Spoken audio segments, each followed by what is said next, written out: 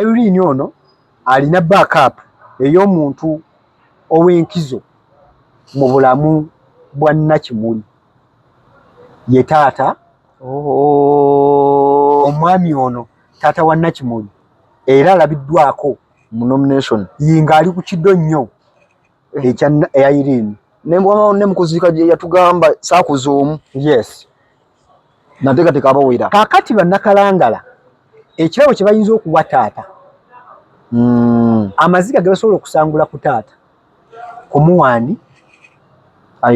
Irene oba kumuwa ye kyayagala okuvaayo minisita yennyini mu 2022 if I'm not mistaken yavaayo n'abuuzibwa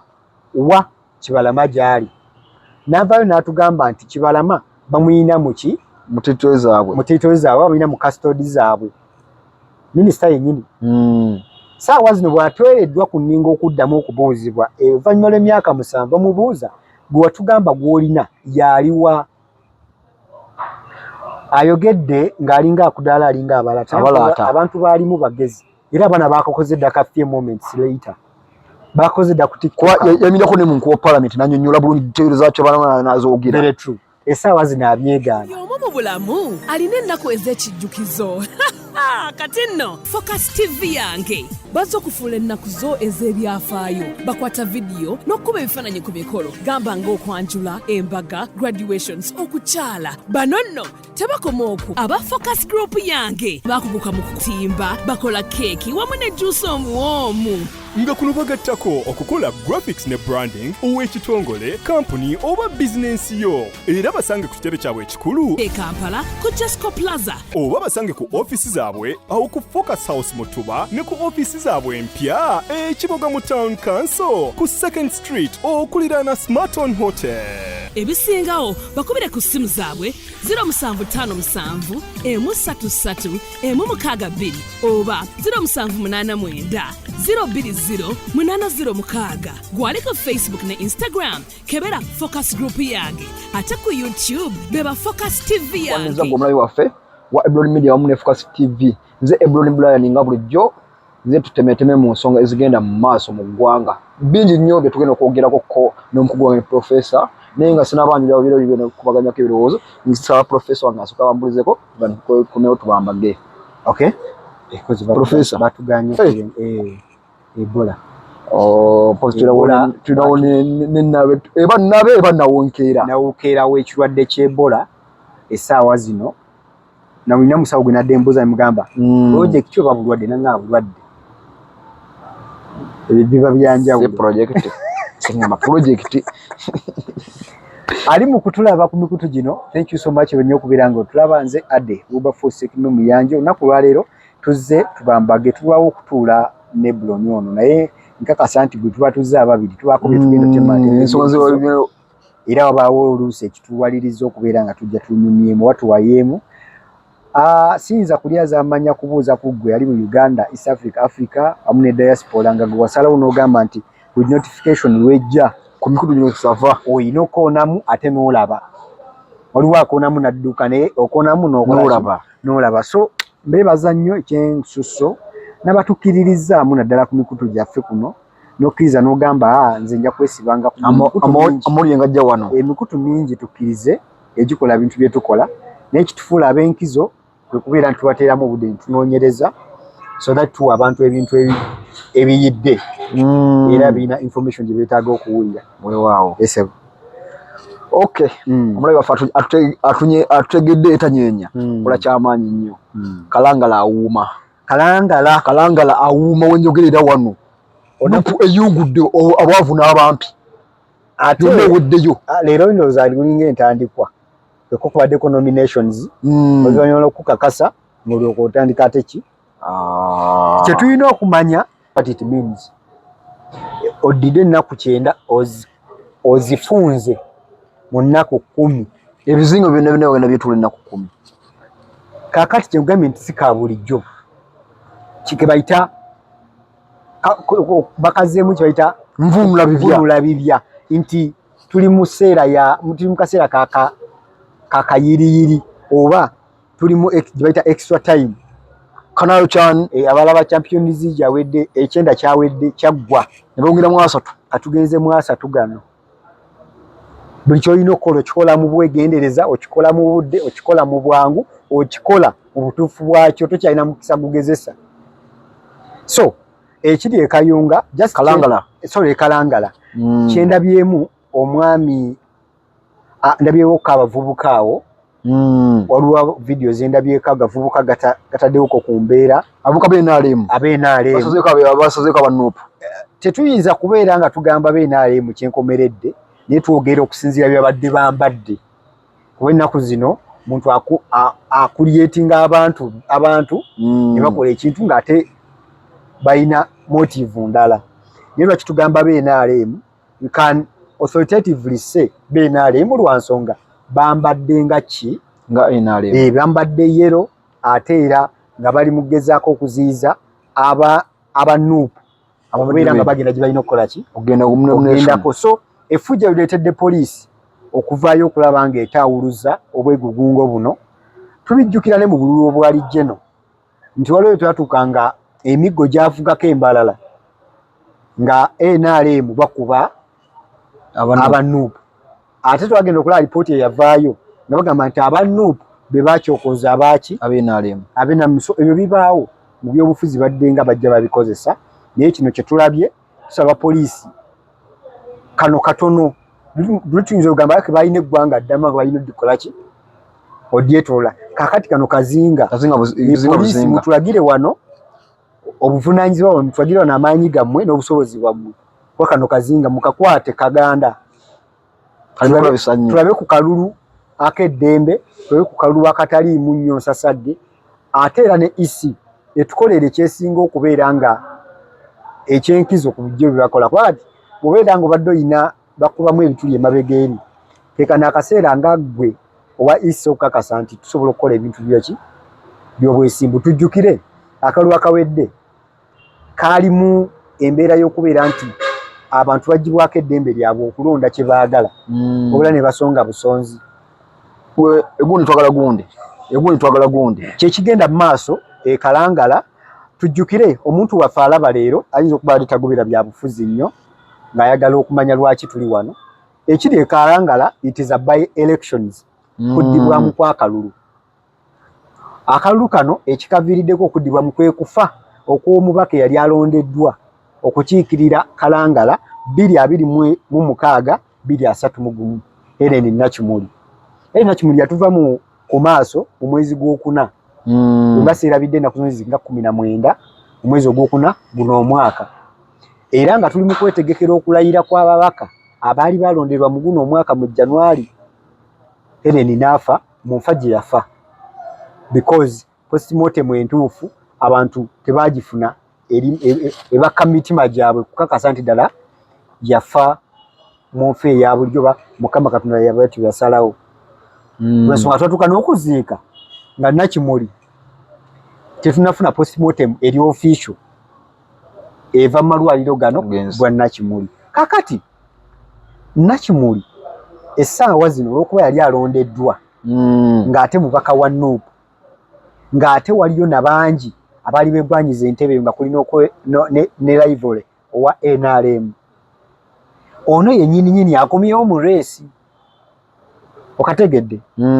nti omukyala Aida Nabayiga akomyewo mu reesi nga Helen omugenzi gwe yawangula yali ku kadi ye NRM oli ng'ali ku ya Nuupu so akomyewo agamba nti osanga luli oli yansinga ensumika kuno omukisa nkola ki nze neetegese tujjukire nti Kalangala bagijja mu mikono gya NRM Nakimuli yagijja mu mikono gyaki NRM so bo balowooza nti ekyo kifo kyaffe oli yali yakiwamba kati twagala kukola ki kyagala kinunula so Aida ono be bamu ku abo abataddewo embeera nebaza abanuupu nti bagenze mu kusunsula ne basigaza omukyala gendowooza nti at least omuntu yenna yandibadde asobola omuwa gye bayita sympathy card kuba tubirabyeko nakugamba interview nga omukyala yakafa awo nyinyi bwe madenjija kansimbiza we ekibuuzo akalulu kano anakawangula batekagenda kwesiga amanyo ku sympathy card n'ekibiina bambi mwana wa mugenzi tulize nupo muntu waabwe ebintu tebikesigamye ku munnyo kati akalulu kano kalimu omukyala mita Irene Nampala. Irene Nampala ono sister wa Nakimuli Helen yafa omugenzi. Kakati ebbanga lye tuzze tubeerawo ebyobufuzi byava bisobola okuva ku merit mu biseera ebitali bya bulijjo kati ng'ekya Helen. Helen senga abadde awummudde bumuzi bya bufuzi sympathy card teyandize wano naye otayinza gyewalira nti Helen avuddewo mu nvaawo erimu okubuusabuusa mu nfaaye erimu abantu okubeera nga emitima gibeewanise. Era bwebiri akafa nakugamba Helen singa muwala we yali mukulu ng'aweza emyaka 14 constituent ekkiriza ne 6 ng'agirina oba alina qualification eziwera E6. Muwala wa Nakimuli yali agenda kulya akalulu nga taliiko yadde n'amukoonako okuleka nga bagenze mu style ey'okukabba. Kati the fact is omuwala yali taweza myaka egyo talina qualifications. Ono Irene Nampala yabadde aliwo ng'owookubiri olwo tuvudde ku musaayi guli muwala waani ebyengala substitute tugibuuse taliiwo kwa qualification tazirina atulera substitute. Oh yes, kakati Irene yaliwaawo. Lwaki Irene asobola okubeera nga is now the best contendant ali mu race eno era lwaki yalabiddwa oba yalabibwako kati bwe tugenda mu bet odds ziri ku ye ezisinga okuwangula akalulu binjagala okumenyeramu lwaki. Ekisookera ddala NRM bwe yayadde ereeta owaayo Aida Nabayiga aliko empeekera ya independent omukyala gwe bayita Flavia Nagawa we NRM as a independent kitegeeza ki obugenda bugabana kikendeeza emikisa gya Aida okuvuganya Irene nti ffe NRM tugenda soka kulwanira bwaffe tubutemeetememu ate tulyoke tutandika okukombooza ku buli obulala. Irene kimuleka mu position esobola okubeera ng'ali waggulu mugenda soka okulwanira obwammwe eno ate eriyo lyakola ki kivala kugambye nebaza ekibiina kya NUP kye kyakoze okukkirizisa ba contestants abalala abali baagala kaadi balime kudda mu race kuba bakudda mu race era byandibaddemu okusika omugwanga bagabana obululu obwa NUP. So kino kimuwa omukisa nti ensalawo y'ebibiina byabwe bino ebibiri ebivuganya ekya NUP kyasazeewo bulungi. That is one advantage lwaki Irene agenda asobola okumega Aida. Second reason lwaki ndowooza nti owa NUP ajja kuwangula, there is that sympathy voting gye tugenda okulaba nti wekibeera ng'okufa kwa Nakimuli kwalimu obukuubagano obugamba nti amatankane nti alabikatiddwa buttibwa abo abagambibwa okubeera abanene mu gavumenti. Abantu bagenda kugamba nti mwasi oyo naffe katubasindikira aliwa ono katubasindikira ono kubalumya bagenda kikola kagenderere katubumuwe bumba gwe bakoze eki mboli bwamugjeyo katubasindikira ono kulumya abantu. So bannakalangala olw'obulumi bwabwe kati bagenda kulaba nga Irene Nampala ono nga yalinga kakisuubi lyabwe okategedde n'obutaluzinga kifo kyabwe nti owe twataddeyo ono waffe wa NUP kati batuwadde ono wa NUP. So reason number 3 ng'oggyeko kiri ekyebibiina okusalawo obulungi ng'oggyeko sympathy nti ajjidde mu kifaananyi kya Nakimuli waliwo eyokusatu enkulu ennyo eyokubeera nti bannakalangala nga bo essaawa zino batunuulira essuubi lyabwe nga liri mu muntu Nuupu gwe baleetera ono Nakimuli yatulekera ani nti enkizo ono gy'alina nti ate ne mu kaseera k'okunoonya obululu yamulinga ku kido omunkulu gwa muganda we baffe bannakalangala tulowooza nti ono Irene asobola okutugirayo asobola okubeeramukko eneeyisa efaanaganamu n'eyaani ey'omugenzi because omugenzi yali daalinga eri ate era yali abakolera nga abaagala ayagala nnyo ekitundu kye katulowooza nti empeka eyo sobola ogifuna mwani mu Irene so eyo nayo fakita nkulu nnyo lwaki Irene asobola okuwangulawo ekirala ekyulinga ekyokuna Irene ono alina backup ey'omuntu ow'enkizo mu bulamu bwa Nakimuli ye taata omwami ono taata wa Nakimuli era alabiddwako mu nomination yinga ali ku kiddo nnyo ekya Irene ne mukuziika yatugamba saakuza omu yes nateekateeka abawera kaakati bannakalangala ekirabo kye bayinza okuwa taata amaziga ge basobola okusangula ku taata kumuwaani Irene oba kumuwa ye kyayagala taata okugamba abantu bannange amaziga ge musobola okunnaazaako mbaleetedde ono mu nnondeera ono kimala nja kubikola kigambo kiringa ekitono mu nnondeera ono naye kinene ku bantu abakkiririza mu famire ya Nakimuli era taata ekyo kyakoze okubeera mu nominations zino okujja okubeerawo kafaananyi kane oba kifaananyi kinene nnyo era kyankukunala mu kusalawo okulonda bannakalangala kwe bagenda okukola lwansonga bakkiriza nti taata ono enkuza gye yakuza Nakimuli engeri gy'abadde atulezeemu n'engeri gy'abadde atuweerezaamu omwana ono bw'anaabangako ekitagadde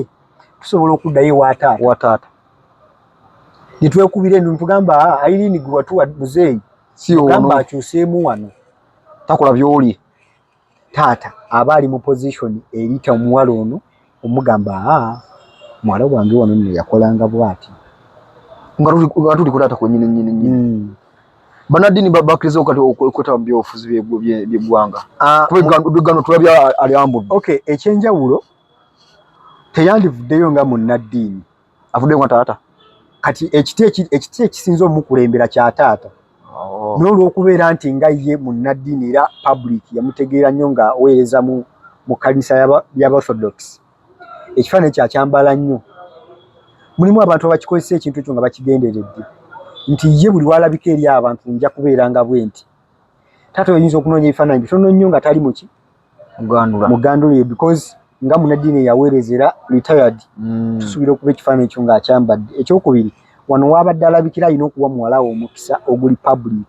newankubadde agimuweera mu nkukutu oba eyeewaka naye wano adalina okumuwa publicly okumusabira nti nkutadde mundu osingeri abantu genda okole ki otabaale kati kiba kyabulezamu yataata obutajjira mu kyambalo ky'abantu kibakola ki kyamutegeddemu oba ensi we yamutegeerera nga ye omuweereza wa Mukama Katonda ekirala abantu bano tebagibwangako mitwe gyetegeerera kusalawo ku kibaagala tujjukire President Museveni yali akyali wano e Kawempe twalaba abasumba twalaba abakulu mu madiini ag'abakristaayo ag'abakatuliki abakulu mu madiini ag'enjawulo nga bazzeewa omukulu okitegedde so tekirina bwe kimugaanira gwe kujja kubeera kitundutundu wabula ekigaanibwa kye kino nti okudda mu kyaki okudda mu kyaki ng'obuulira n'otandika okwogera omuzinda wa kyaki n'okudala ebyo bansobi naye ate tekigaana ggwe Ebloni omusumba okujja n'ojja katuuti kange n'osabira akalulu because tetuba wali mu kyaki okategedde so kati bannabyabufuzi balina engeri gye babayambako singa omuntu oyo abanga nga takugenze mu kyaki kusikiriza mu kyaki kiba kikontana n'enjiri kikyegamba so taata ekintu kyakoze I support him 100% because sawa zinanoonya omuntu ayinza okudda mu kifaananyi kya muwala we n'obutaluuzinga nnyo kusalawo kwa famire naddala mu byobufuzi by'ekalangala kuba taata ono singa teyali munaddiini infact ndowoozayo singa ali ayagala ebyobufuzi yandibadde mukwabo abeesimbawo kati obutaviibwako mukulu lwogwo gwa byabufuzi gwe bali bafunye mu famire agamba nedda kanteekeyo ani kanteekeyo muto so twebaza nti n'omuwala yakkiriza najja mu byobufuzi okubeera nga adda mu musaayi gwa Nakimuli kuba kyekirabo kyokka bannakalangala kye basobola okufuna weewaawo mu buufu obwo tubali tuli awo palamenti neddamu nekwata akaliro ensonga za Kibalama zikomyewo abo prime minister amweganye yagambye eri alogera ku Kibalama owekavule chairman w'ekitundu gy'asula awo palamenti eguddemu ensasagge gyolose ennyonyi amwokya ebibuuzo ebyokumukumu ebyakajojjoji ali mu musoya ebibuuzo ebyakajojijoji atulaba ku mikutu gyaffe gino neebaza okubeera nga mutugoberera mbajjukiza by the way n'abantu abatuteekamu kasente banansonyiwa bannange bakama baffe abatuteekamu kaddata baita focus services abatuwa kaddata etujja nitubaweereza bagamba beeyune kuwa emikolo egijjudde emikolo malidaadi emikolo giri basala nga bogerako mukirinako bakiraba ku mbuga ya gundi y'amajanja bakolere omukolo gwiraga abazzukulu ne bannakasate nga bakwatidde ku ntambi bakwatidde ku ntambi ate era nekira bakugamba nti nedda totaawana wa mutimbi otaawe n'owa juice otaawe n'owa keeki otaawe n'entertainment manya ba MC bakwasa bagambe focus nina sente bwezi njagala kino wano ne wano so bakikolerako ate era ne bannaffe aba focus graphics and branding bagamba nti beeyini bakolere t-shirt tone tebakozeeko dda ebitone byakolebwa omuti wali akedde okunsabaawe akedde okuŋŋamba nti focus bwe njagala ebikopo babinkolerako konza teweemenya watuuse dda ekikopo nga kiriko ekifaananyi botro nakutte ebigambo biwunde byonna baabikolakola weewaawo obuziza ensonga ya Kibalama ng'ennaku z'omwezi 3 omwezi gwali gwa 6 2019 tugenda mu myaka ndowooza 7 kati nga tuvuddeko mu maaso lwaki ngamba ku maaso twasooka tetumanyiwa waakolaki waali watuufu waali yawambibwa mu ngeri etategereka emmotoka ye bwe yasangibwa ku Gayaza Road nga esuuliddwawo kitegeeza agivuga akoze ki taliiwo era ng'abuziddwawo Kibalama ono munnabyabufuzi era mu 2019 ogwo yali amaze okulaga interest ng'ayagala kujja mu Busiro North ng'ayagala kwesimbawo ekifo ekyo kyatwalibwa Ponsubuga Ponsubuga yaweebwa card by then naye Kibalama ono yali amaze okulaga interest eyeegwanyiza okusaba card ejja mu Busiro North so tekyasoboka lwa nsonga yawambibwa ate n'ekyokubiri Kibalama ng'omuggyeko ku balala yamukuba foot soldiers abatandikira mu people power abaana abo bali gumite abaana abo abali bamaze okusalawo nga bawaddeyo obulamu bwabwe eri obuweereza bw'ekisinde ekya people power so Kibalama bwatyo yabuzibwawo mu ngeri ey'okusaagirira mwaka gumu 2035 tuli mu gwa 7 nga taddangamu kukolaki kulabibwako so kyabulyaza amaanya okuvaayo minisita yennyini mu 2022 if I'm not mistaken yavaayo n'abuuzibwa wa Kibalama gy'ali n'avaayo n'atugamba nti Kibalama bamuyina muki mu territory zaabwe bamuyina mu custody zaabwe minisita yennyini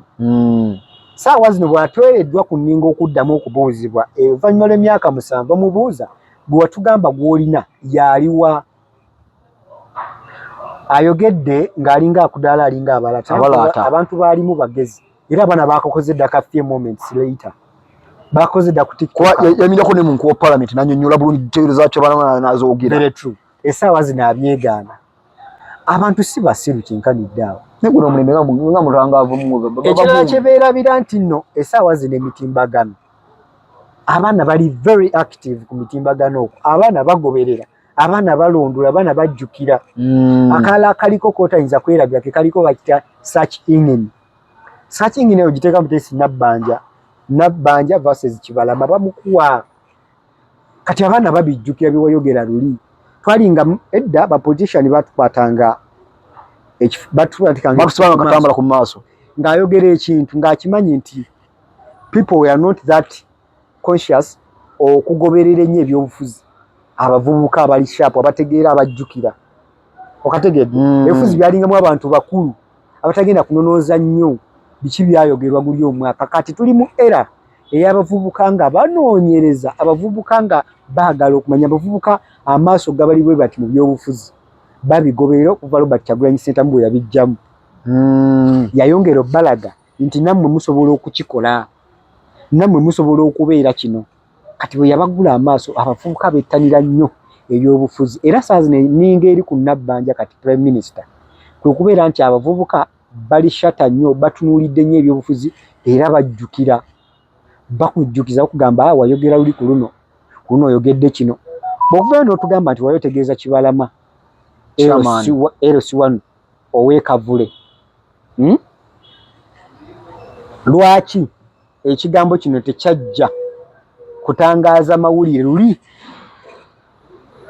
kuba wayogera Kibalama omulina mu custodies zammwe era bava bakuteeka kuninga oluddawa bwe wantegedde nti banupu bwe bammanja era bamwagala nnyo wandi bagambidde bannaaye nze Kibalama gwe njogerako chairman okategedde naye kino kye yakoze kubeera bakiyita kugamba kwebuzabuza ng'afukaana aba tugambe pulesi emususeeko akazito kasusse esaawa zino ng'anywera ne ansa tagirina tujjukire ebikolwa ebituukizibwa ku trauma obunkenke okubonyaabonyezebwa okutuukiddwa ku famire ya Kibalama John Bosco ekisookera ddala omukyala mu November wa 2025 yava mu bulamu bw'ensi eno ekimujja mu bulamu bw'ensi eno ekimu ku ebyo ebigambibwa nti yafiira mu kinaabiro enfa ye nayo yali y'amatankane naye ate ekimu ekimujja kwe kubeera nti akaseera konna yabanjanga era pressure yali yawaggulu nnyo ng'abanjaani omwami we gw'atalaba mukyala Kibalama bw'afa bingi byaleetawo nnyo okubagana jjukira yabadde asigazza abaana Kibalama alina abaana bameka basatu yabadde asigazza abaana mu kusigaza abaana kiteeberezebwa okubeera nti kati saa zino obuvunaanyizibwa bw'abaana ba Kibalama obulese mu bbanga buddayo eri jjajja w'abaana taata wa Kibalama olwa pressure abasajja bakulu nga bigere trauma pressure okubeera nga bino bikutuukako ne taata we mu February wa guno omwaka akolaki naye n'afa n'ava mu bulamu bw'ensi ekiteeberezebwa okubeera nti musajja wattu aleka ebirwadde kw'abantu bakulu ekiteeberezebwa okubeera ebirwadde era ebiva mu kubanja mutabani we n'okubeera ntamanyi watuufu waali era byamuletera okubeera ng'abigulamu olulamu so obukosefu ne obuvune n'ebiwundu ebituusiddwa ku famire ya Kibalama bingi mu kubuuzibwawo kwa Kibalama okw'emyaka gino gy'agenzeemu nti aluuzinze famire ye omukyala amuluuzinze aluuzinze bazadde be ng'okuli taata we kubeera ng'ava mu bulamu bw'ensi eno still ebyo byonna bibaddewo mmwe yabakola ki obutavaayo mu kaseera kano kale kulumirirwa kugamba nti katumuseseme banja bawambiddwa ne babasesemezebwa naye ezo zonna scenarios ezibaddewo ne mutatulagaako yadde nti ali mu mawulire nti oba ali mu prison ya wano oba wano kitwongera otulaga nti Kibalama alabika ekituufu kiri nti we yawambibwa obulamu bwe tebukolaki tebwasigalawo singa bwasigalawo nkugambye abantu abamu ku abo abavunaanyibwa emisango ginnaggomolwa kuliko Dr. Kanokiza Besigye kifeefe tomulabako tumanyi jali luzira Maxenbwe tugenze ku musajja agambe okubeera nga yatta abantu basukka mu 10 muwanga Kivumbi tomulabako wali tugenze ku oyo yali muyimba mu kusigukula gavumenti ya President Museveni ne tiimu ye abakola parade oba akola ddwiro tetubalabako we bali Kibalama weyayo Jamiru mukulu naye wali Kibalama yakola musango kyogwo ogulekedde okubeera nga akuumibwa mu custodies mugamba nti ddala akuumibwa mu custodies nga talagibwa mu bantu okategedde Lope Joe Sonyonyi wabadde gyasimbye essira agamba nti byonna mubikoze kimala n'aba NRM ababuzibwa abo tubabanja muyinza okugamba nti okay tubanja abaffe abanobu naye n'aba NRM ababuzibwawo nga tetumanyi gye bali nabo we bali tubaagala bona Uganda. So gwe muliro ogubadde mu parliament olunaku olwaleero enninga ate parliament yadde ejjudde bulungi because omulundi ogusoose okubeera nga yonna eri wamu ezze omulundi ogulayo gusoose so appearance owa sittings zibadde zijjudde bulungi jo esonyonyi abatadde ku nninga abagamba bannaaye twagala mutubuji naye tabanga abanuupu bokka mutulire aba NRM ababuziddwawo ne tumanyi gye bali so okusamalizinga mu bino byonna gavumenti ereme kubalaatira mu bulamu bwa muntu bw'aba gy'alinga musibe Emuleete mu kooti emulaga abantu bamanye nti amunanga ali luzira amunanga ali kitalya agundi ali eno kibalama so that abantu bajja beera bamativu ndowooza nti n'abantu bano abafudde olwa pressure abafudde olw'ebirwadde ebyekuusa kubeera nti nno bali mu kweralikirira kwa kibalama tebandifudde oba oliawo tusobola okiteebereza ekyo so bye bitono ku ebyo byenyinza okubeera nga njogera ku nsonga eyo weewaawo. Okay.